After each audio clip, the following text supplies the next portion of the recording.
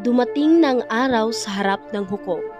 Inihayag ng hukuman ang hatol na nagpapatawan kay Doña Teodora ng 2 taon sa bilangguan sa Santa Cruz, Laguna.